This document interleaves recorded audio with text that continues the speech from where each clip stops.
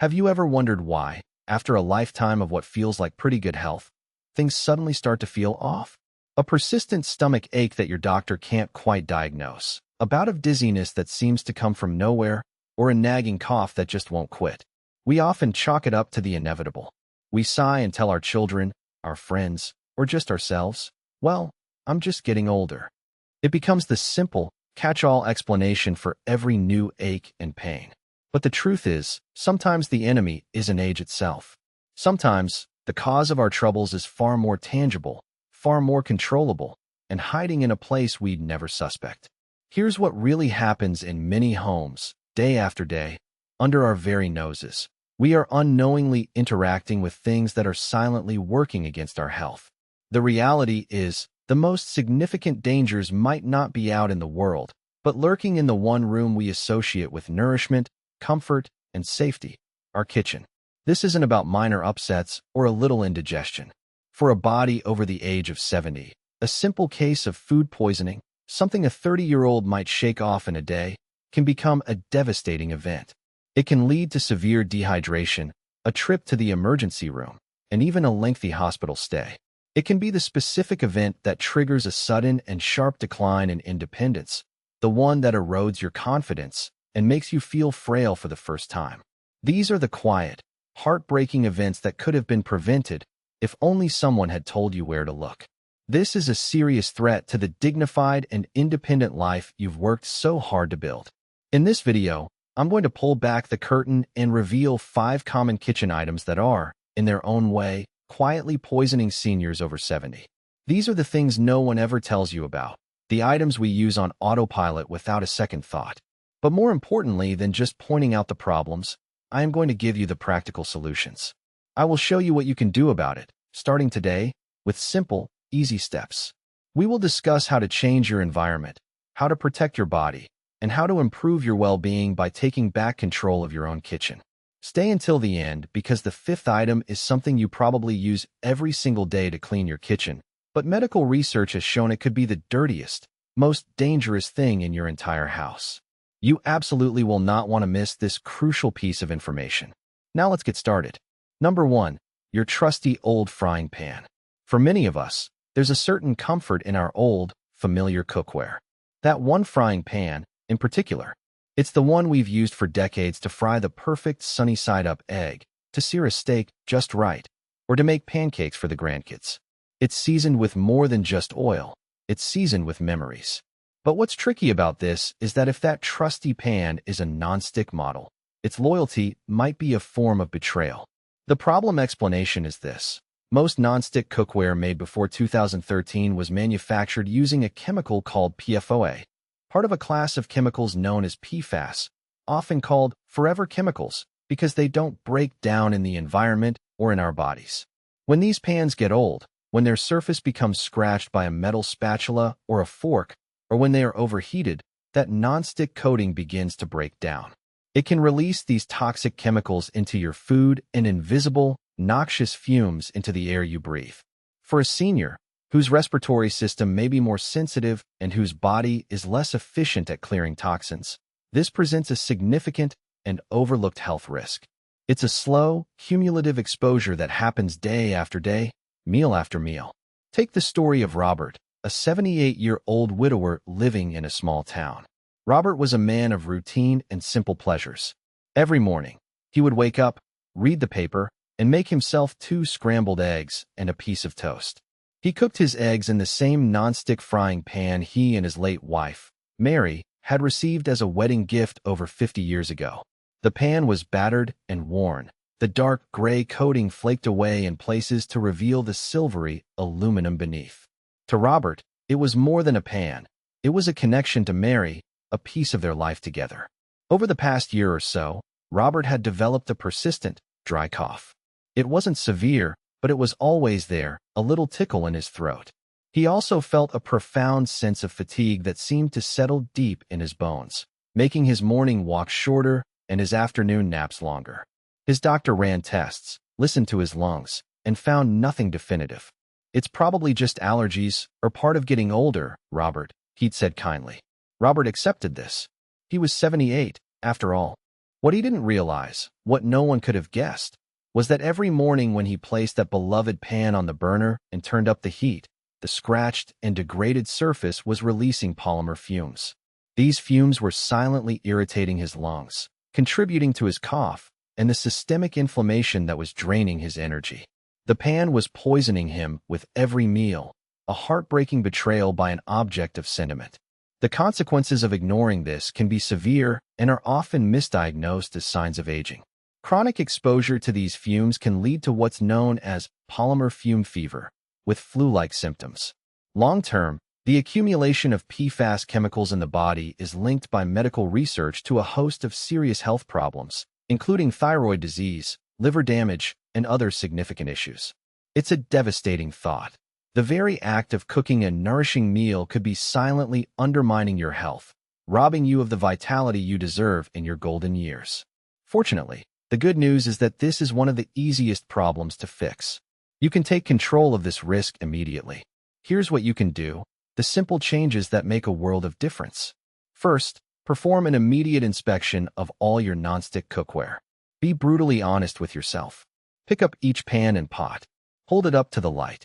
Do you see any scratches, even fine ones? Is the surface peeling, flaking, or discolored? Is the pan warped so it doesn't sit flat on the stove anymore? If the answer to any of these questions is yes, you must get rid of it. There are no exceptions. It is not worth the risk. Don't donate it to a thrift store where it can harm someone else. It belongs in the trash. Second, it's time to choose safer alternatives. This doesn't have to be expensive. One of the best and most durable options is a classic cast iron skillet. Yes, it's heavy, which can be a consideration, but it's virtually indestructible, develops a natural non-stick surface over time with proper seasoning, and even has the added benefit of adding a small amount of dietary iron to your food, which can be beneficial for some seniors. Another excellent choice is stainless steel. It's lighter than cast iron, heats evenly, and is a workhorse in professional kitchens for a reason. It requires a bit more oil or butter to prevent sticking, but it's completely inert and safe. Finally, if you truly love the convenience of nonstick, look for modern, high-quality ceramic-coated pans. These are PFOA and PFAS-free, but be aware that their nonstick coating can also wear out over time, so they still need to be replaced as soon as they become scratched or lose their effectiveness. Third, and this is crucial, practice proper use and care of whatever cookware you choose. For any remaining newer, unscratched nonstick pans you might keep, never preheat them on high while they're empty, as this can cause the coating to break down faster. Always use utensils made of wood, bamboo, or silicone to avoid scratching the surface. Never use metal spatulas, forks, or knives in a nonstick pan. By making these small adjustments, you eliminate a major source of hidden toxins from your daily life. It's an empowering step toward a healthier home. Now that we've cleaned out our cookware cabinet, let's open the refrigerator door, where a far more common and immediate danger is lurking, one that is in virtually every single refrigerator in the country. Number 2, the time capsule in your refrigerator door. We move from the stove to the refrigerator, specifically to that convenient row of shelves in the door. It's where we keep our condiments, the ketchup, the mustard, the mayonnaise, the salad dressings, the pickles, the relish. These items are the finishing touches to our meals, and we tend to treat them as if they are immortal. We buy a large jar to be economical, use it a few times, and then it gets pushed to the back, where it can sit for months or even years. The problem is, while these items are shelf-stable when sealed, the moment you break that seal and open them, a clock starts ticking. The best by date on the label refers to the quality of the unopened product. It is not a safety date for an open container. What's tricky about this is that many harmful bacteria, particularly one called Listeria monocytogenes, can not only survive, but actually grow and multiply at the cold temperatures inside your refrigerator.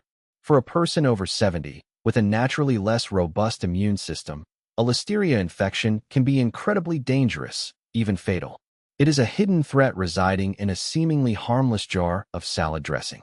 Let's look at someone like Eleanor, an 84-year-old great-grandmother who lived through the Great Depression and prided herself on her frugality. Waste not, want not, was her lifelong motto. Her refrigerator door was a testament to this principle, a colorful mosaic of jars and bottles. There was a half-empty jar of mayonnaise she couldn't remember buying, a bottle of ranch dressing with a crusty cap, and a jar of sweet pickle relish that was a murky, unappetizing color. It's still good. A little refrigeration keeps anything fresh, she would insist if her daughter, Susan, ever raised an eyebrow. For the better part of a year, Eleanor had been plagued by recurring health issues. She suffered from frequent bouts of stomach upset, mild diarrhea, and a persistent, low-grade fatigue that left her feeling weak and listless. She had lost weight because her appetite was gone. She told her doctor she just had a sensitive stomach that came with age. She started to withdraw, turning down invitations for bridge club and family dinners because she was afraid of having an episode. What Eleanor didn't realize was that her daily lunchtime salad was the source of her misery. The creamy Caesar dressing she drizzled over her lettuce, from a bottle that had been open in her fridge for at least 8 months, had become a breeding ground for bacteria. It wasn't a sensitive stomach. It was a mild but chronic case of food poisoning happening over and over again.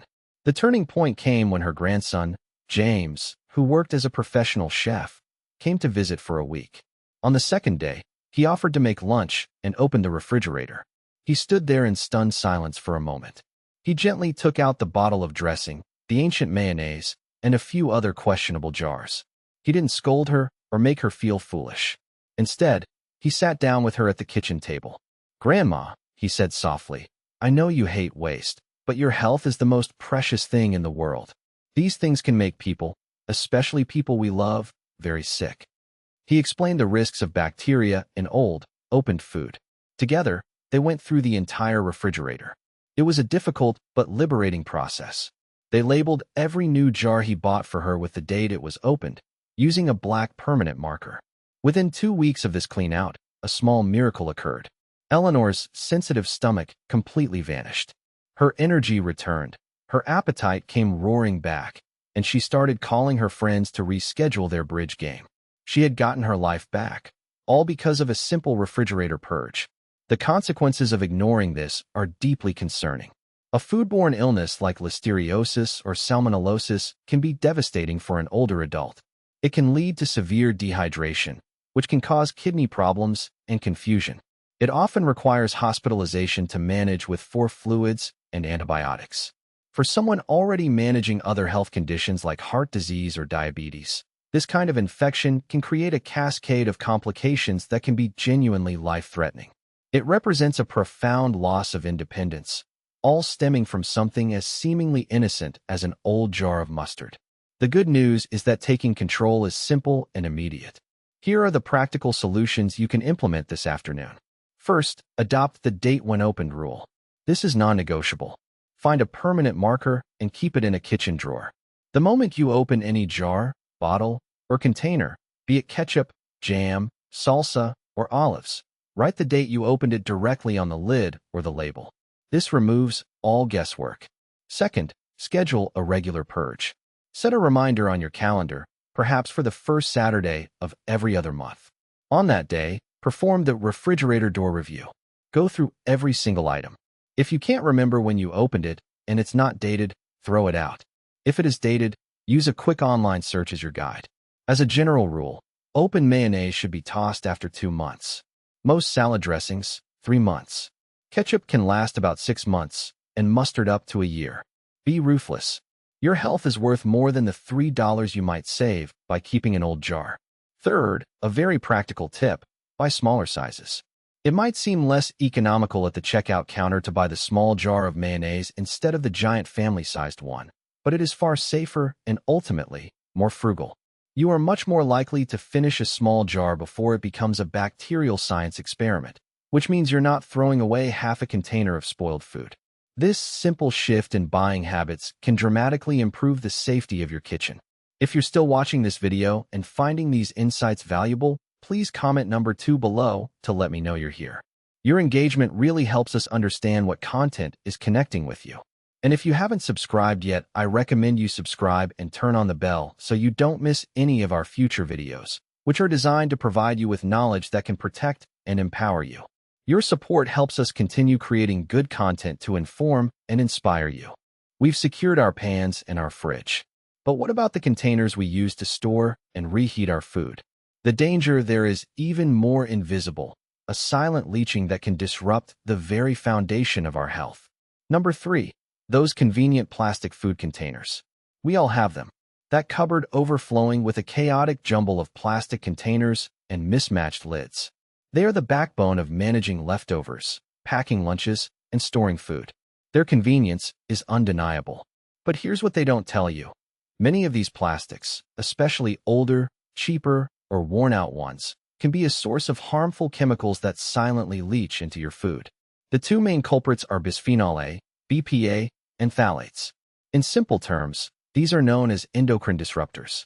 This means they can mimic or interfere with the body's natural hormones, which are the chemical messengers that control almost everything, from your metabolism and mood to your sleep cycles and immune response.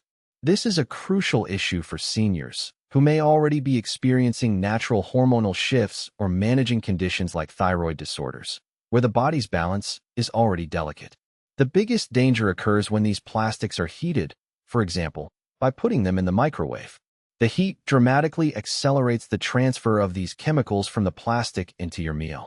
Consider the story of Harold, a 72-year-old retired history teacher. His wife, Carol, still worked part-time as a librarian, so Harold had taken over responsibility for his own lunches. He was a creature of habit and relied heavily on leftovers from dinner. His storage system was a motley crew of plastic containers he'd accumulated over 40 years. There were old, opaque margarine tubs, stained orange from countless spaghetti sauces, thin, flimsy containers from Chinese takeout, and a few dollar store sets that were now warped and cloudy from years of use. Every day around noon, he would pull one of these containers from the fridge, pop it into the microwave for 3 minutes, and eat his lunch directly from it. It was easy and it meant less cleanup. Over the course of about 18 months, Harold began to notice subtle but troubling changes. He was constantly tired, a deep fatigue that a good night's sleep couldn't fix. His thinking felt foggy, as he described it to Carol. He'd walk into a room and forget why he was there, or lose his train of thought mid-sentence. He had also put on nearly 15 pounds, primarily around his middle, even though his diet and activity levels hadn't changed. At his annual physical, his doctor noted that his thyroid levels were a little sluggish and suggested they keep an eye on it. Harold was frustrated and concerned, attributing it all to the relentless march of time. What he couldn't possibly know was that his daily microwaving ritual was a form of self-sabotage. Every time he heated his food in those old, degraded plastic containers, BPA and phthalates were seeping into his hot meal. These chemicals were subtly disrupting his endocrine system, contributing to his low energy, his brain fog, and his metabolic changes. The turning point came unexpectedly. He was at the library waiting for Carol and picked up a health magazine. An article about the dangers of microwaving in plastic caught his eye. As he read, a cold dread washed over him. It was describing his exact habits and some of his exact symptoms. That evening, he showed the article to Carol. Together, they went through the kitchen and threw out every single old plastic container. The next day, they went to a store and invested in a complete set of glass storage containers with secure lids. It was a simple change, but its effects were profound. Over the next 6 months, Harold began to feel like his old self again. The fog in his brain lifted. His energy levels returned, and he started losing the stubborn weight. His doctor was pleased to see his thyroid numbers had stabilized. Harold had unknowingly removed a source of silent poison from his life. The consequences of ignoring this are insidious because they are gradual. It's not a sudden illness, but a slow, creeping degradation of your health. Hormonal disruption can be linked to a wide range of issues. Metabolic syndrome, which increases the risk for heart disease and diabetes. Thyroid problems that control your energy and weight, and other chronic conditions that diminish your quality of life. It's a silent saboteur, undermining your well-being from the inside out, all for the sake of convenience. But here is the empowering news. You can completely eliminate this risk. The solutions are practical and give you total control. The first and most important solution is to go glass. Make the decision to switch to glass containers for food storage, especially for any food that you plan to reheat. Glass is inert. It does not leach any chemicals into your food, no matter how many times you heat it. It doesn't stain or hold on to odors like plastic does, and with proper care, a set of glass containers can last a lifetime. Think of it as an investment in your long-term health. The second solution is to implement a strict no-heat plastic rule. If you find you must use some plastic containers, perhaps for storing cold items like a fruit salad or for transporting food, where breakage is a concern, that's okay. However, you must make a hard and fast rule. Never, ever heat food in a plastic container. Before you put it in the microwave, always transfer the food to a proper ceramic dinner plate or a glass bowl. This one simple habit change can protect you from the vast majority of chemical leaching. Third, become a label detective. If you are buying any new plastic items for the kitchen, turn them over and look for the small triangle with a number in it, the recycling code. As a rule of thumb, it's best to avoid plastics with the numbers 3, which contains phthalates, 6, polystyrene, like in styrofoam, and 7, a catch-all category that often contains BPA. Many products now proudly state they are BPA-free, which is a good start, but be aware that some manufacturers have simply replaced BPA with similar chemicals like BPS, whose long-term effects are not yet fully understood. This is why the no-heat rule remains the most important safeguard of all. From our containers, let's turn to something we think adds flavor and health to our food, but could be doing the exact opposite. It's time to open the door to your spice cabinet. Number 4. The decades-old spice collection. This next item might come as a surprise. We're talking about your spice rack. For many, a spice rack is a centerpiece of the kitchen, a colorful library of global flavors. Some of us have spices we've been carrying from house to house for decades. Little tins of paprika from a long-ago vacation, or a jar of cinnamon that seems to be perpetually full. We assume they last forever. The problem here is a dual-fronted attack on your health. First, and most simply, old spices lose their potency. The vibrant compounds that give spices their flavor, aroma, and, most importantly, their powerful health benefits, degrade over time. That jar of turmeric you're adding to your soup for its anti-inflammatory properties? If it's 5 years old, you're likely just adding yellow dust with little to no benefit. The second, more concerning problem is that old spices, especially those stored in warm, humid conditions like in a cabinet above the stove, can become contaminated with molds and bacteria. But the most insidious, poisoning effect is secondary. As spices lose their flavor, we instinctively reach for something else to make our food taste good. And that something is almost always salt. This unconscious increase in salt intake is a major driver of high blood pressure or hypertension, one of the most significant health risks for seniors, leading to heart disease, stroke, and kidney problems. Let's take the story of Margaret, an 81-year-old woman with a sharp mind and a love for hosting family dinners. In her kitchen stood a beautiful, dark wood spice rack that her husband, Frank, had given her as a wedding gift nearly 60 years ago. Many of the original, charmingly retro-labeled tins were still nestled in their slots. Margaret had recently been complaining that her cooking just didn't taste the same anymore. Food seems so bland these days, she'd tell her daughter, Carol. To compensate, she found herself shaking the salt shaker over the pot more and more liberally. Her famous beef stew, once rich with paprika and thyme, now relied almost entirely on salt for its flavor. At her last 2 doctor's appointments, her blood pressure, which had always been perfectly controlled with a low-dose medication, had started to creep up into the danger zone. Her doctor was concerned and talked about adding a second medication, a development that Margaret found deeply discouraging. She felt like she was losing a battle. What Margaret didn't realize was that her arsenal of flavors was functionally empty. Her paprika had faded from a vibrant red to a dull brownish orange. Her tin of oregano, when opened, smelled more like dust than a Mediterranean herb garden. Her garlic powder was a caked, flavorless powder. She wasn't tasting her spices, so she was over-relying on the one flavor that never faded, salt. During a weekend visit, her daughter Carol noticed how heavily her mother was salting the vegetables. Gently, she asked, "Mom, can I see your spices?" Together, they went through the rack, opening each jar and tin. Carol had Margaret do a smell test. Jar after jar produced no aroma. It was a revelation for Margaret. She had no idea. That afternoon, Carol took her to a local grocery store, and they didn't buy a whole new rack. They just bought 5 fresh, high-quality basics: black pepper, garlic powder, onion powder, oregano, and a vibrant Hungarian paprika. That night, Margaret made a simple chicken dish using only her new spices. She was astonished. The kitchen filled with a rich aroma she hadn't smelled in years. The flavor was so intense, so satisfying, that she barely used any salt at all. It was a turning point. She began to enjoy her cooking again, and more importantly, at her next checkup 3 months later, her blood pressure was back down in the healthy range. Her doctor was thrilled. She had taken control of her health not with another pill, but with a $5 jar of fresh spice. Please comment number 4 below to let me know you're here.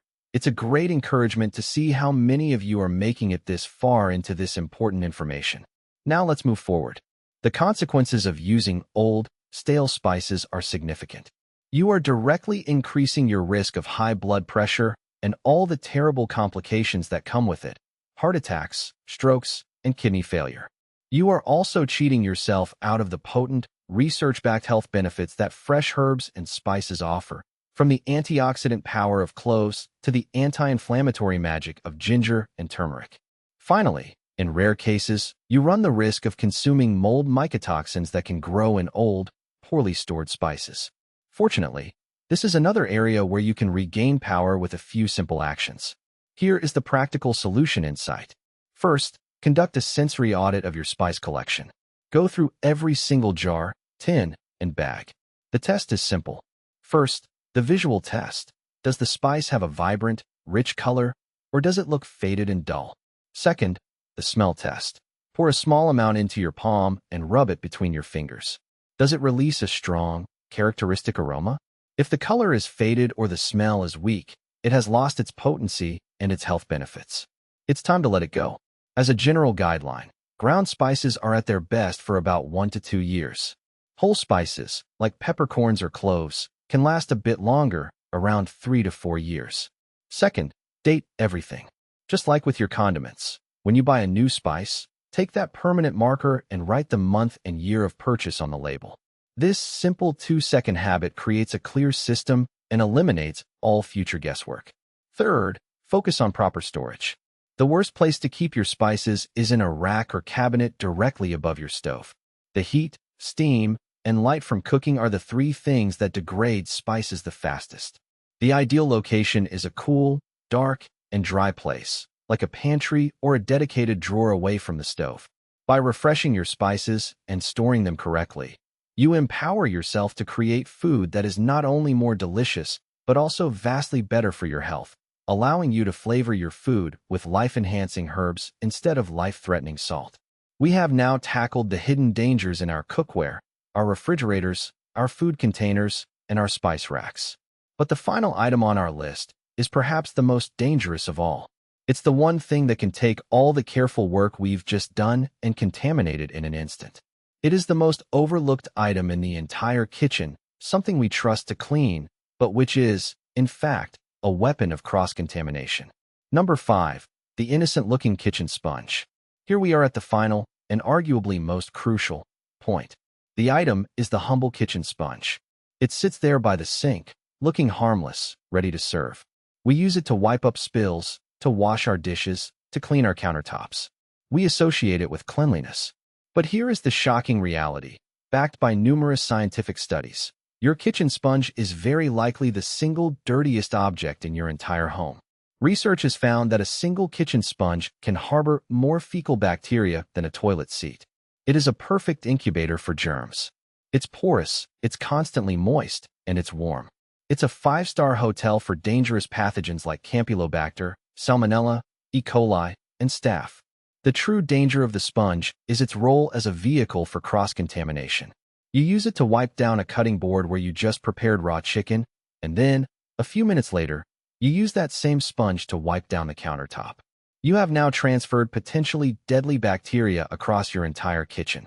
This is how a simple meal preparation can turn into a severe case of food poisoning, an event that can be absolutely devastating for a person over the age of 70. Let's take the story of George, 75, and his wife Helen, 73.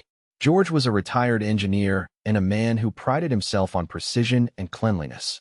His kitchen was always tidy, his sink always polished. He rinsed his sponge meticulously with hot water after every use, squeezing it dry and placing it in its little caddy by the faucet. He was confident it was clean. One week in late summer, both George and Helen came down with a terrible illness. They thought it was the stomach flu. It started with cramps and nausea, but quickly escalated. It hit them both hard, but George, who was managing type 2 diabetes, was affected much more severely. He became dangerously dehydrated and so weak he could barely stand. Helen had to call for an ambulance, and George ended up spending 2 days in the hospital on an 4 drip. The doctors ran tests and gave them a diagnosis. It was a Campylobacter infection, a severe form of food poisoning most commonly linked to undercooked poultry. George was baffled. He was an excellent and careful cook. He always used a meat thermometer and was vigilant about cooking chicken thoroughly. He couldn't understand how it could have happened. What George didn't realize, what he never would have considered, was the role of his trusty sponge. A few days before they got sick, he had prepared chicken cutlets for dinner. He had rinsed the cutting board in the sink, and then used his sponge to give it a good scrub with soapy water. Later that evening, he used that same sponge to wipe down the kitchen counter. The next morning, Helen had made herself a sandwich for lunch, placing the bread directly on that same clean countertop while she assembled it. The sponge, which had picked up the Campylobacter bacteria from the cutting board, had become a weapon. Despite George's rinsing, the bacteria had not been killed. It had been given a warm, wet home to multiply in. He had unknowingly smeared an invisible layer of dangerous germs all over his pristine kitchen. The turning point was a follow-up conversation with a public health nurse after his hospital stay. She asked detailed questions about his kitchen habits.